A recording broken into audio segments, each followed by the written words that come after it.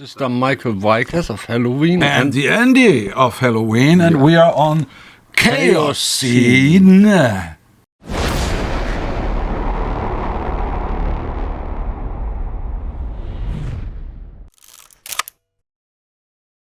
Okay, so hello everyone. Chaoszine is today here at Wisseloord Studios in Hilversum, near Amsterdam, Netherlands. And I have Andi and Weikath from Helloween as guests. How are you guys? Still not too bad, but I'm hungry. You know, I'm hungry, I told you. And you're the last interview, so... Let's get out and eat. Weikath is already on whiskey, which is even more dangerous. Look at his face. It's shortly before he freaks out. So, this is a special studio, because you were here making the upcoming Helloween album entitled Giants and Monsters, Yes. August 29th. Yeah. I just got the info when I came here and listened to the album. By the way, it's very good. Thank you. I would like to listen to it too, but you didn't let me in. Honestly. In terms of making the album, what kind of process it was for you? And considering that you got like super good feedback for the Pumpkins reunion, did that give like any pressure for making the album? So for the last album, yes. Yeah. For this album, me personally, I did not feel any pressure because I think we proved ourselves, if there was anything we could prove, on the previous album. So that was probably the most anticipated thing. Would the boys fuck up or would it be a good album? I think it was a good album. Because it in several countries went #1 does not mean especially that it's a good album. Yep. But people weren't super nosy and bought it anyway. Can be also fucking bad, but still goes #1. Yeah, that also could be. So I don't know. That's another discussion. I've seen a few. Stop. We have to discuss that. No, I personally did not feel any pressure for this upcoming album. Did it felt like more relaxed to do it than the first one? I wouldn't say relaxed, but there was this pressure was not on their shoulders to prove something. Okay. So that was proven already. And so it was just back to the hobby, write songs, have fun with it, and I think that's the recipe for a good album, if you ask me. Obviously, you played a lot of shows to support the previous one, Yes, and you we were did. road for a long time. Yes, so we were. do you feel that somehow affected the new upcoming songs? No. No, in a way of, in my case, maybe, because we talked about that a few hours ago, and I thought it's very interesting because there was this question, how do you come up with the ideas? And they were like pretty tricked about the Giants and Monsters theme, which sounds a bit comic, but at the end of the day is very deep, because we're talking about the giants we could be and the monsters we have to fight against in our lives again and again and again. Or what's hidden in someone's pants. Or that. Yeah, but the new album, I think, is so much more hobby-driven. Okay. I at least I was reminded at my very early days when I started out as a songwriter and just did it because I loved to do it. And I did not even know if there's somebody who would ever listen to it because I recorded it on a tape. Like these little cassette tapes back in the days. And so I had 2 tape players, and when you recorded on that one, you had to sing or play your guitar onto that, and again back you could take another sound or another guitar or another instrument. So at the end of the day, you had to cross it 6-7 times, and the quality was horrible and made a lot of noise, but somewhere you heard the music. And I was so proud because I finished my first song. It was still my first song, even though it was noisy and bad quality, but I never forget that feeling of having done my first song. The only guy who ever listened to it was myself. I was proud of myself and loved what I did. And your dad. And I wanted to have it again and again and again and again. And you are still feeling the same feeling? That's something that came back for this production for me. Okay. Because I knew nobody's forcing me to write a lot of songs, because lots of boys here who can write great songs. So I was just happy to be without responsibility. But is it also a little bit dangerous? Because in your band, there's like everybody who can write a song. Yeah, that's so a good is thing. it dangerous that there's actually nobody who does them in the end? Oh, if they all would come onto that stupid idea the way I did, for example, okay, let's just have fun and write songs out of no responsibility at all. At the end of the day, I consider my songs still compatible without being too humble now. But nevertheless, I think it's still good songs, even though I've written it without any pressure and just having fun. Yes, you could be right. Maybe it could turn out, and I would have written some, I don't know, Deftones tunes because I love Deftones, but I didn't. So it's still fun. What I did, I like. And I think that's same for Weikath. He made some great songs, and as far as I remember, speaking with Kai, same shit there. Just have fun playing. There's no pressure. Do you normally discuss that where do you want to go with the music, or do you just like individually write songs and those songs sort of show you where is it going in the end, or is it like very natural process in the end how the album shapes? One talk we had at a hotel in Brazil somewhere, and it was like, where do we want to go? And it was said, yeah, just the regular, but maybe modern if you like, without twisting yourself, or not too modern. Maybe a little bit more commercial if you like, without twisting yourself. But not too commercial. That's what I did then. Okay. Yeah. And I had a rush of ideas that I never had, not even with 19, so whatever. Like the one time before, there were so many good ideas. This time it was like more tracks, shorter ones with very good ideas. So confident, you went on the whole thing with a lot of confidence because the last one was particularly well received, and so on.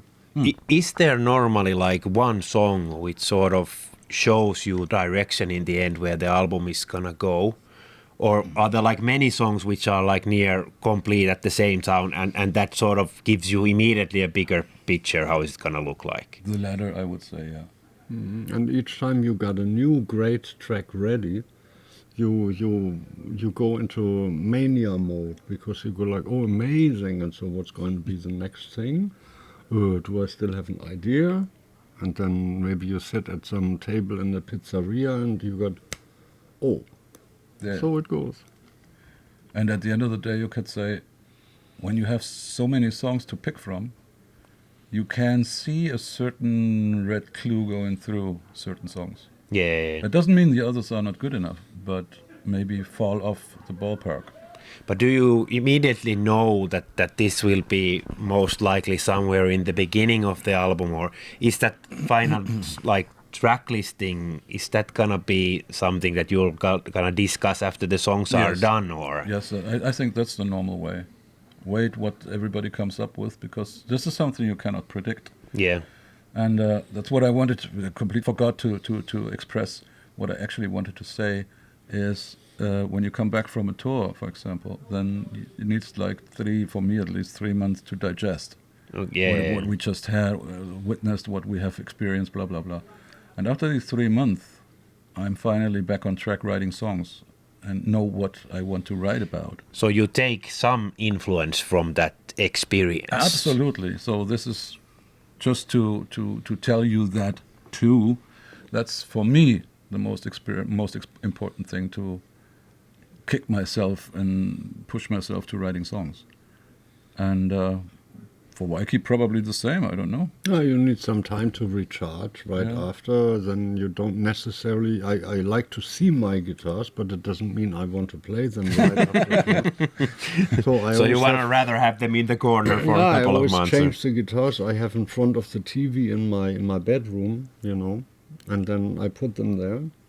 And when I'm not at home, then I put it back into the case. But you need some time to relax and recharge and come up with, But does that happen for you, like naturally? That there's one day when you have a morning coffee and then you're like, well, now I feel again that suddenly I am you have an idea. Charged. Or it's like you also tell yourself, now it's about time to get started, because maybe you have 2 or 3 months left only, and then until then you got to be ready with the arrangements and the ideas. Like you got to have a stupid idea for one track that's got to be the hook that's put in the direction of what you want to say. Yeah. So when you are making a new song, do you always know that who vocalist is it gonna be singing on it, or I don't do really you do care a lot much. of those that you do like They different can- vocal takes on They same can songs? both do it. Yeah, But most then- of the times we did both. And sometimes it's like you go like, okay, whoever wants to. Okay. So- And Weikath songs, some are like very compatible to both, to Michael or myself. But I personally think there is always 2 or 3 songs which are definitely Michael, or there's 1 or 2 songs definitely Andy. And you kind of know from the song that this is sort of like Michael's. Sometimes, even though I was proven wrong on Moonlight, Moonlight is much, much better when Michael sings it. I thought honestly, I love the song, but I thought because I love the song, I'm capable of singing it nicely. And then I listened to the version of Michael, and I don't dare to touch that version. He was in a very good mood, and so Yeah. proceeded that way, and then there was nothing left to wish for, right? Yeah, and so don't touch it. Just that's Michael. Leave it. So you many times in different songs you still try out different vocal parts with different vocals. Were you doing more with this album? Because for me it feels that there's like more transitions they're with the singing. harmony parts in the bridge. Yeah, I mean, elsewhere. Exactly. I mean, there's a lot of double singing, harmony shit, which you don't even realize that sometimes it's Michael over Andy or the Andy over Michael, blah, blah, blah shit. But this time we decided to sing nearly all the songs we recorded, and we recorded 21 songs. Okay, quite a lot. Yeah, we still got a fat, nearly finished album in the back. Okay. So really, I mean, took lots of tears to not put certain songs on this album, but we were happy to know that we got nearly a finished album in the back. I was told we were not to tell that. No, it's, fuck it. Anyway, what I wanted to say, the decision was that Michael and Andy, Michael and myself, we sing nearly all the songs. And then give it away to the producer team to find out which mixture, Michael and Andy together, this is Michael only, this is Andy only, let them do the job. And this turned out to be very good, very productive, except what I just mentioned. Moonlight is Michael. I cannot not even close as good as Michael when I would sing it. Well, he enjoyed it. Yeah. The title, Giants and Monsters, like you said, that there could easily be drawn like some kind of like different approach for the title. But where did you come up with it? And well, that's actually the whole, let's say, kind of red clue going through the album, where Giants on a Run as opener tells you the story that I personally think, because that's my song, that we are giants. We just don't know it yet. I mean, everybody is a giant deep inside and does not actually dare to let it out. yeah, And doesn't. He's much more than being allowed to be. All through your life, you have to constantly fight these fucking monsters. You name them the way you want. You know your monsters. I know my monsters. living in Finland, I know my biggest monster, and he's living in the country next to us. Okay, there you go.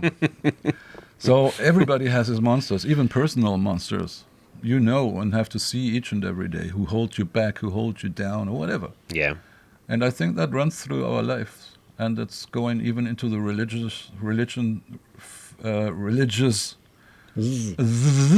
thoughts of mine, of myself, where I say, okay, even in the Bible they tell you there were monsters on earth, giants as well. Yeah. When did you play Bible the last time? Bible.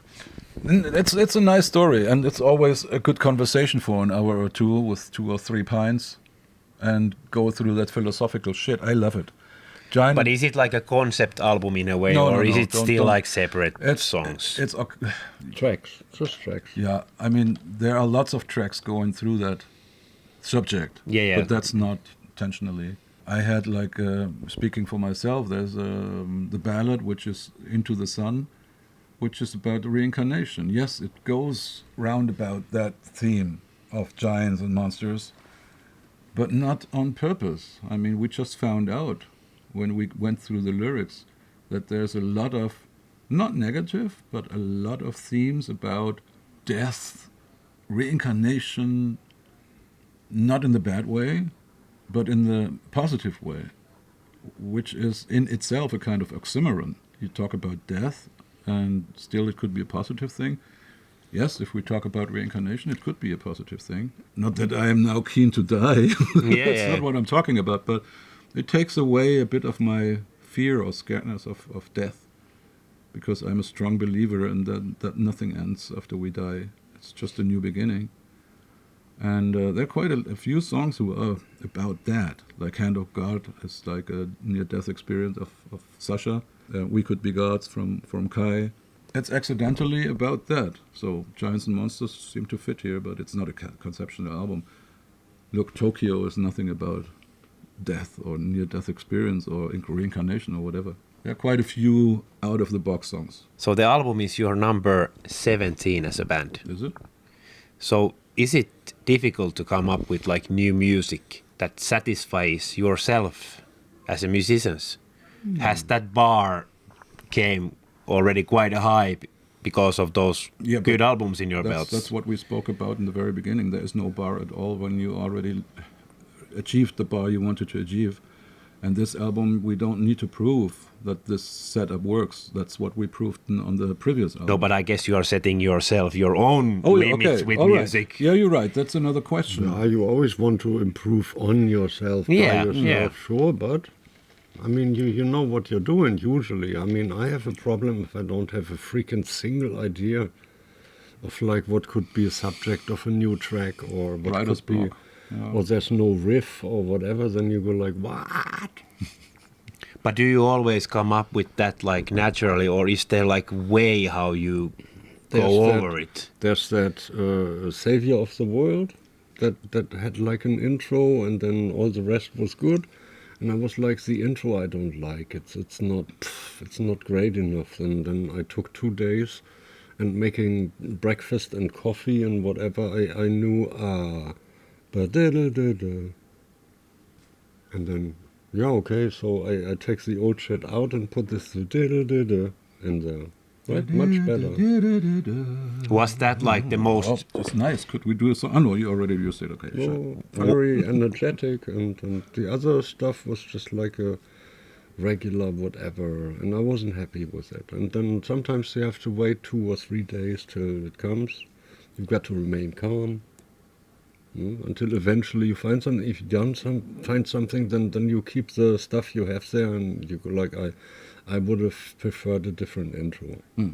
Was that like the most difficult song for you to complete on the album? No. Or was there like some track that you were like bouncing off that but this doesn't seem to fit, but then it just like locks in the end? Most difficult this time was like there were so many ideas and so many workplaces, where you wanted to continue, because there was so much at once. Then usually the problem is that you get stuck somewhere or whatever, but then it was like, what do I do first next? And there's another idea, and there's another idea, and then do you finish the one before, or do you start the other one in the middle, or... that happens too. Never happened to me before. But that's a luxury problem, then.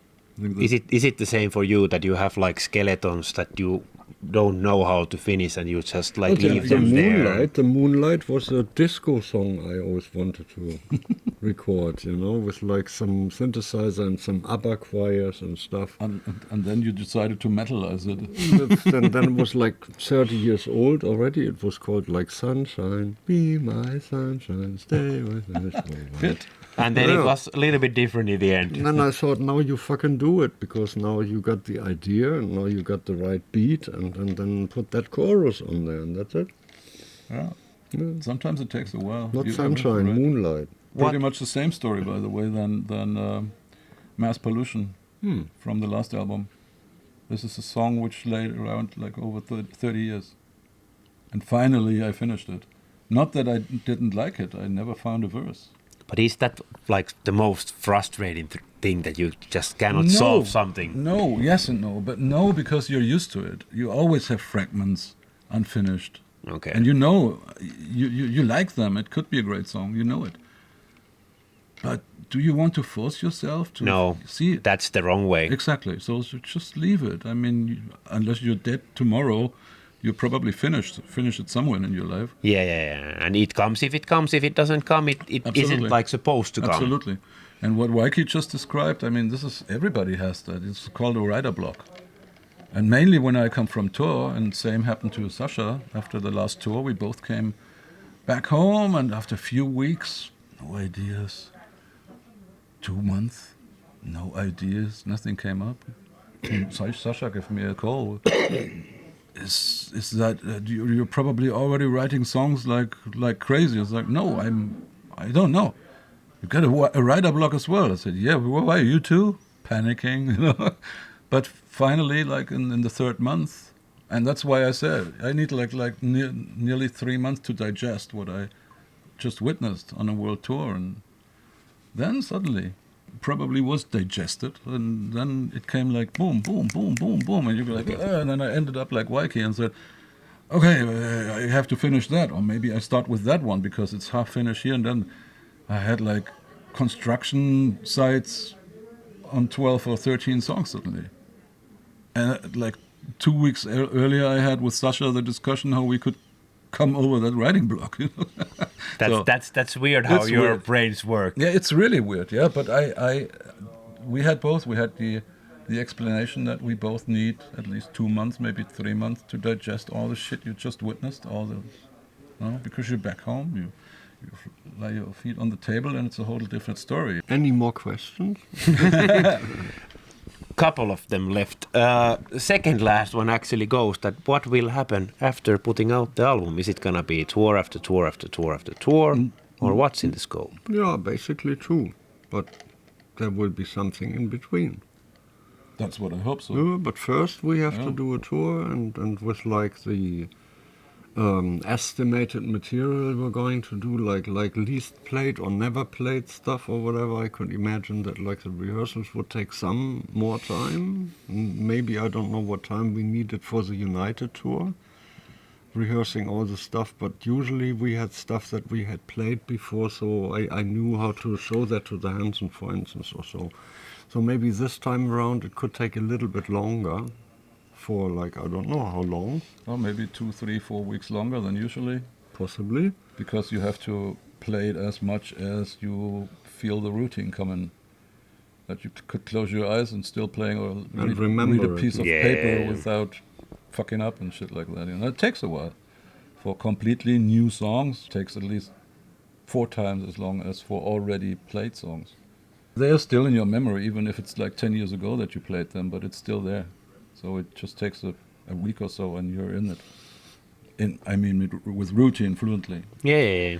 But that's a little bit more time the boys have to spend in the rehearsal room. The singers are way better off because we can rehearse on the song in the studio at home, but they have to play it. When singing, as we all know, it's only possible when the musicians do a good job. Yep. So that's when Michael and I wait at home until the go comes from the boys, and then we're with them. Thanks a lot for both of you for doing this with me, and all the best for the release of the upcoming album. Thank you. As well as for the future.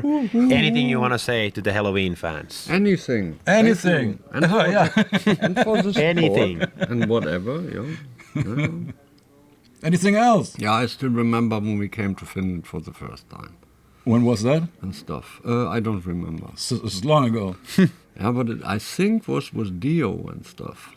Oh. Yeah, Dio Could was be. playing. Could be. And there was that Finn Fest or something Yeah. that it was called. With 09.